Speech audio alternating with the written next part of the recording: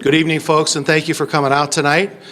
Before we get started, we'd like to show you a short video. But while you're here, back in the corner here, we have handouts from our conservation division with some hose nozzles and shower heads and an aerator.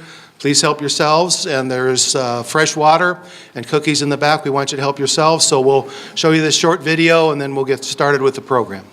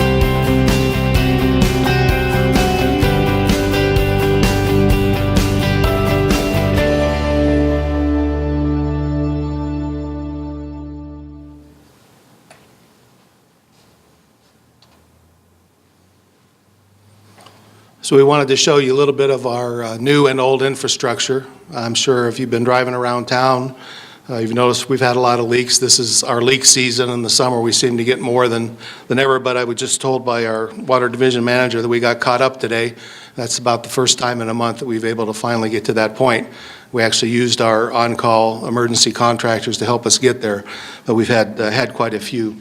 So I'll give you a quick presentation to talk about our water system and what water rate components are and what they mean, what a rate case is, and our proposed rate adjustments and how we go about that entire process. The water system is a public utility. It has to be 100% self-sufficient. We serve over 13,000 customers. Most of our water comes from, and you may have noticed in the little video, from our San Gabriel plant, which is at the mouth of the upper San Gabriel River, about 2 miles south of Morris Dam. Thanks to our great conservation efforts, we're using 28% less water than we did in 2005. Rate methodology is based on cost recovery. In other words, we can only charge what it costs us to bring water to your homes. And we have to follow the very strict provisions of Proposition 218. So regardless of how much water we use or sell, it costs the same amount of money to maintain the system. We have a very expansive system, which I'll talk about in just a little bit. Approximately 80% of our water historically comes from our active wells, of which we have 8. We also have 4 connections, 3 with Three Valleys Metropolitan Water District and 1 with Covina Irrigating Company to ensure reliability.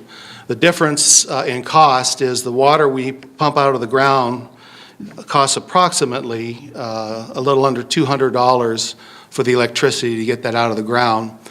When we buy treated water, the cost is $1,000. So we do everything we can to maximize our production, but we're also limited to what the aquifer can provide us. It's a gravity-based system. We have 29 reservoirs, 35 million gallons of capacity, 17 pressure zones, 44 booster pumps, 224 miles of pipe. I will say that since 2004, we've spent over $20 million in installing new pipes. And as we look forward to what our water master plan has provided us, we will be concentrating more on some of those pipe replacements in the near future. Most of the work we've done, which is over $45 million since 2004, has been new reservoirs. And the San Gabriel plant, which is now 100% complete and up and running, which provides about 60% of our water. We have also, because of our successful conservation efforts, and we thank our customers for everything that you've done to help us get there, we're actually producing 100% of our water. We haven't had to buy any water for the past couple of years to provide water. We've had to buy some water to replenish the aquifer.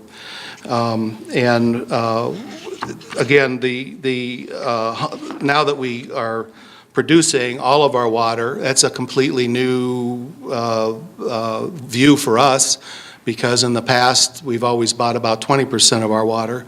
So what does that do to a water budget? And I can explain that. We cut $1.7 million out of the water budget for the new adopted budget for this fiscal year, because we're projecting that we're not going to be buying near as much purchased water. It's a bit of a gamble sometimes, and it's a lot of forecasting, because we don't know how long the drought's going to last. We don't know if and when we're going to get any rain. But based on the last 5 years, we take a projection, and our best estimate as to what our water demand's going to be. So there's 3 components to the water rates. The first is the readiness to serve charge. The readiness to serve charge pays for the fixed costs to operate, boots on the ground, materials to fix the leaks, all of our testing, portion of our capital projects, our assessments, insurances, vehicles, et cetera. But those are all fixed costs. And for the second is the consumption charge.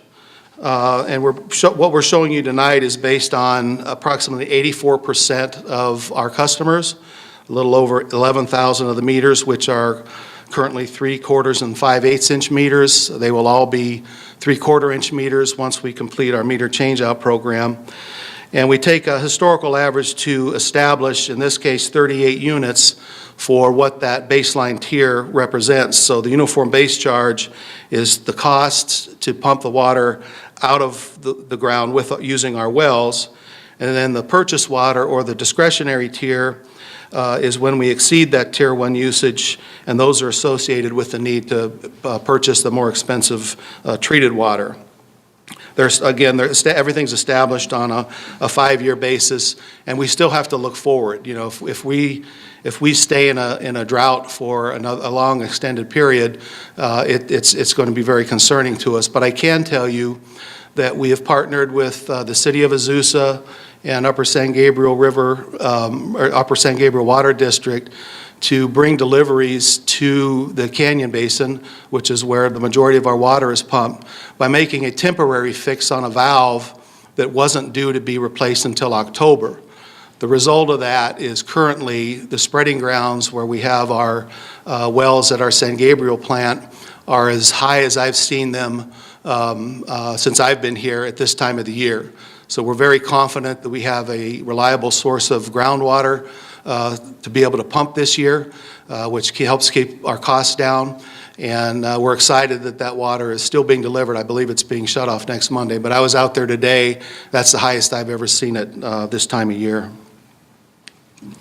And then the third component is the energy charge.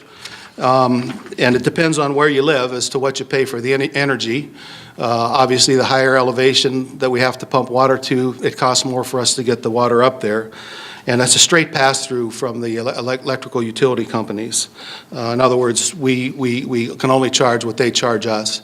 Again, one of the things we can't predict is what changes they may bring in front of the PUC to increase their rates. We just have to do our best estimate as to what that's going to look like.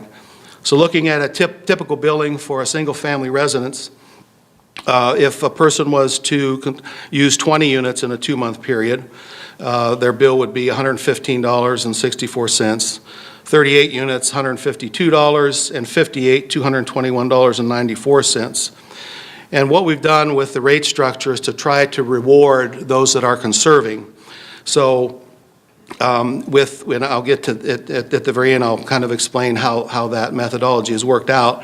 But if they're conserving, their proposed increase is going to be less than for those that are using more water. And we think that's fair because we want to reward those that have already doing a great job to help us get to where we are with our conservation efforts. And most important, make sure that they can not only are rewarded, but those that are excessively using water should be paying more. So as we look through the process of developing water rates, we start by looking at what our expenses are, and then we have to forecast our purchased water. Typically, we use historical averages, as I mentioned. When we're in a drought situation, it's really hard to tell how much water we're going to need. This year, we're very lucky, as I just mentioned, to have the spreading grounds adjacent to our wells basically full at this time of the year. Now, we don't expect any more deliveries there until October, but we're comfortable that the water that's there will help in the long run get us through the summer for the most part, and hopefully minimize our need to purchase any water, especially considering the conservation efforts of our customers. So then we develop our water division budget, and we put in our reserve levels. Our reserve is 6 months of operating capital for the fixed cost. And then we put together the rate components, which I just talked about, and then we come up with our schedule. So as I mentioned, the forecasting is difficult. We try to do a 5-year forecast, and a lot of it's based on how much water our customers are using. We don't have any control over the costs that are set for our replenishment and purchased water, and I want to make clear what that is. The purchased water or treated water is water that comes to your home or business. Replenishment water is if we pump more water than we're allowed to pump as set by Water Master, we have to put that water back into the spreading grounds. Now, it's cheaper for us to do that, to buy that water at about $600, a little under $600 an acre foot, than it is to go out and buy the $1,000, because we can produce, so we're still saving $100 to $200 an acre foot by replenishing. So some years we overpump our prescriptive right, and some years we don't. Lately, we've been doing very well because of the conservation efforts. Energy costs, again, are set by Edison, and our main production facility is in Azusa, so we're with Azusa Light and Power there. We have to forecast inflation, look at what the capital improvement plan is, and we'll talk about that in just a second, and then comply with Propositions 218 and 26. The capital improvement plan is set by a water master plan that is renewed every 5 years, and it's taken to the council for approval. And what we do is we look at the immediate needs, whether it be meeting fire flow, whether it's leaks, whether we have a reservoir that's at the end of its useful life, or whatever that may be. But things change, so during that 5-year period, we schedule those projects for 5 years. And then at the end of that period, we take another look at, do we need to reprioritize things? So this year, we're actually going to do an update to our master plan. So some of the leaks that you see that are repeating in the same areas will be addressed, because those now have risen to a level of significance. Pasadena Avenue is a perfect example. We've done everything we can to fix that line. It's not working, so you'll see a capital project this fiscal year to replace that section of line. So again, the hardest part is projecting how much water we need based on our conservation efforts, what the state regulates. We did not expect the state to mandate a 36% conservation level. We achieved just under 31% during that period, which is pretty amazing. We outperformed everybody in this valley, thanks to the hard work by our conservation division and our customers paying attention. There's the mandate has changed, and I'll be taking that to the council the first meeting in August. And we're now at a 20%. It's a self-reporting, and we have to do a calculation. There's no moving in the calculation. You have to follow it exactly as the state mandates, and we will now be at a 20% required conservation rate. As I mentioned, since 2005, we're using 28% less water. In 15-16, we sold 31% less than 2013. And the reason for the different years are the mandatory conservation sent down by the state requires us to compare to 2013 use. Our mandate to conserve 20% by the year 2020 is compared to 2005. So looking at, again, I know I keep saying it, how difficult it is to try to project everything that we're going to deal with. We have to maintain our finances, and right now what's happened is because we've been so successful with the conservation, we're not collecting the money we need to do the capital improvement projects. And that's why we're here talking tonight, because as you can see, the leaks around town, as you can see by the video that we showed you, there's a lot of work that needs to be done. And even though we've completed $45 million since 2004, there's still a couple $100 million or more to completely rebuild the system. We have a long way to go, and it's critical that we keep this capital improvement project going. Rates, we don't want to be in a position where the rates are jumping up and down, so that's why we take quite a bit of time. We've probably spent 3.5 months developing what we're going to be proposing. Right now, our costs aren't being recovered to maintain our capital improvement program, and we also have to make sure that we have water available. The good news about our connections with Three Valleys and Covina Irrigating is if we run out of water, we can still deliver water. It's expensive, but we can still get water to our customers. So we're very fortunate. And that always begs the question, well, how do our rates compare to others? I can tell you they compare very favorably, but it's very difficult to compare apples to apples in this case, because historically we've produced 80% and purchased 20% of our water.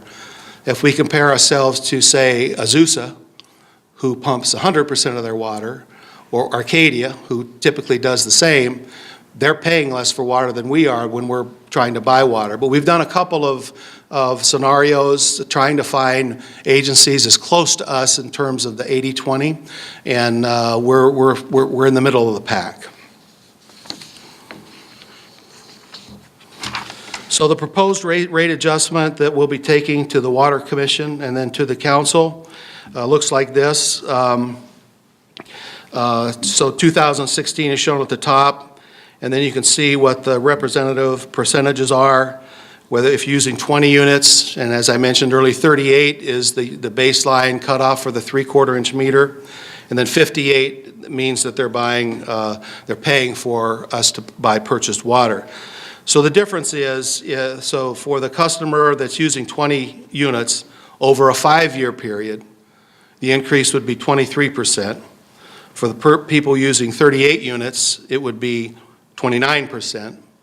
And for those using 58 units, it would be 36%. So again, we're trying to make sure that we're rewarding those that are conserving. And for those that decide they want to use more, we believe that they should be paying more for it.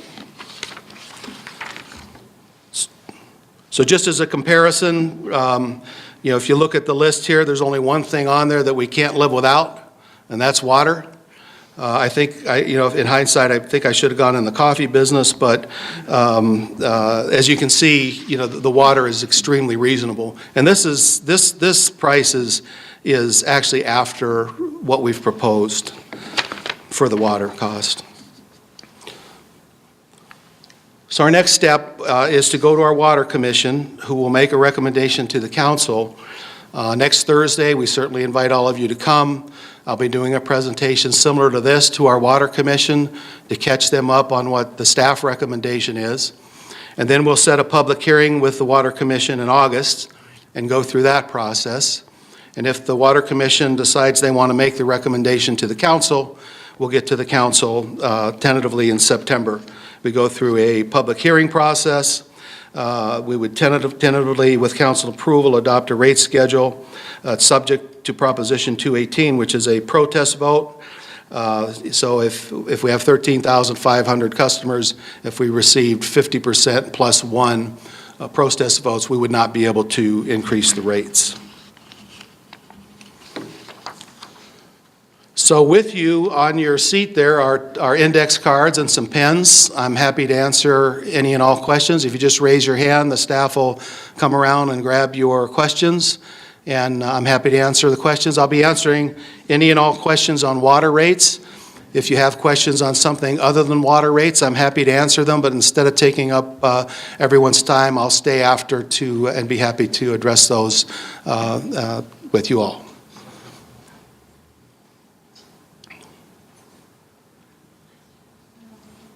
Write down a number of questions on this card. You can write down as many as you want. What happens if the rate hikes aren't approved? Good question. Well, we would not be able to improve our system. The capital improvement project would come to an end.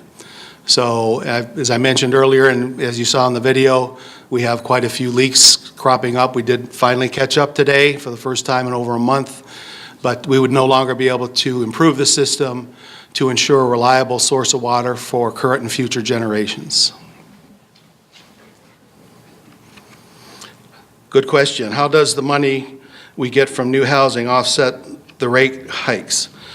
With every residential development, we're the only city in the valley that requires the developer to bring either water rights to provide that water or the cost for us to go out and purchase them.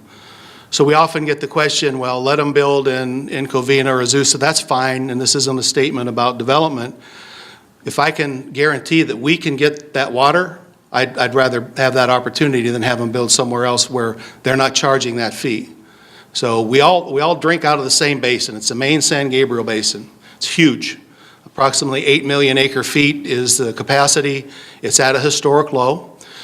We draw out of actually sub-basins of the main basin over in Azusa Canyon, and up on the east side of town. And that's the best water in the basin. It's without question, it's the purest water. And if we don't get that money to go out and get those water rights, which allow us to pump the water out of the ground, then someone else is going to get that, and they won't get those rights. So we're competing with them for the ability to have enough water for our customers, which is our concern.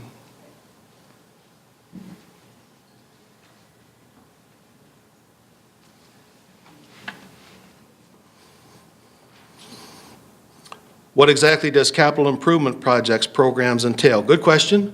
As I mentioned, we take a water master plan to our council every 5 years, which talks about what needs to be upgraded: old pipes, pipes with leaky history, pipes that don't meet the required fire flow, reservoirs that are dilapidated, pump stations that are no longer functioning. So we go through this and we evaluate the entire system, A to Z. How old is the pipe? What's the expected lifespan of the pipe? How long do we expect it to last? And then we prioritize what needs to be done. So as I mentioned, our main production facility, the San Gabriel plant, that was a $10 million project. Okay, but that ensures a water source, our most critical water source, is safe and secure. So the program itself comes from the master plan, which is adopted by the council. And once again, every 5 years we update that because things happen. We had a roof on one of our reservoirs partially collapse, and building a reservoir like that would probably cost $6 or $7 million. So we looked at an option to structurally retrofit it and came up with an option that'll be less than half that. That is up at our water yard. It's a reservoir that's, I think, around 30 years old. We'll buy another 25 to 30 years, and that's where all the water the majority of the water comes up to the water yard on Sierra Madre from Azusa.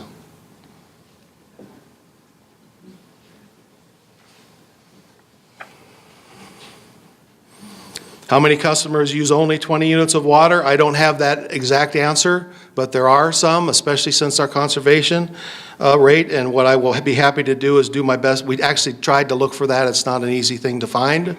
But, and then what percent of the rate increase will be applied to cost of operation, personnel benefits, and pension? Actually, a very small portion that's part of the readiness to serve charge.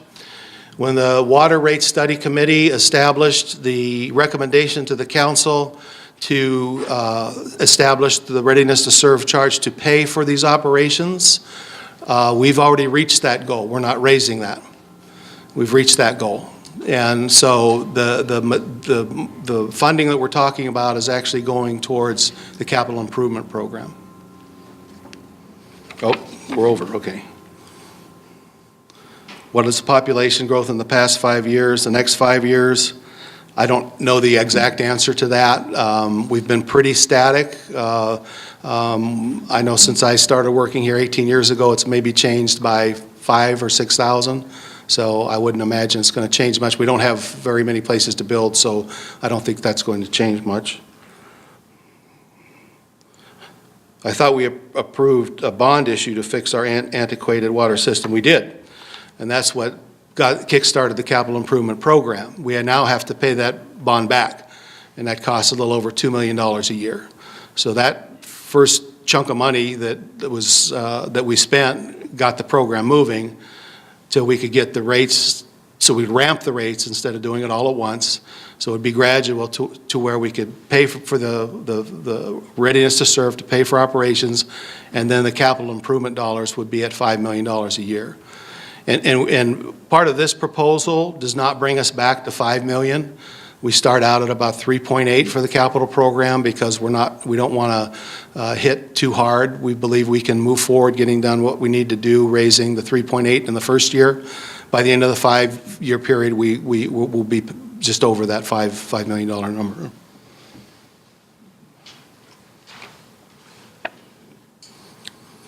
Are there restrictions on watering based on days or addresses?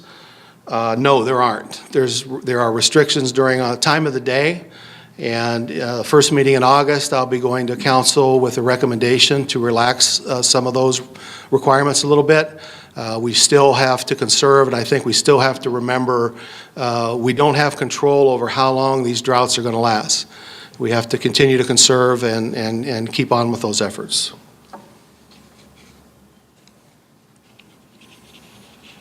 Any other questions? Okay, well, thank you all for coming. We welcome you to come to the, it'll be a little more in-depth for with the Water Commission next week. We certainly would encourage you all to come to that. We'll actually get into the tables a little bit and be a little more explicit about the components and the rate. It's at, thank you, Gene, Mr. Mayor. It's at 6 o'clock in the council chambers next Thursday, the 28th. Thank you all for coming.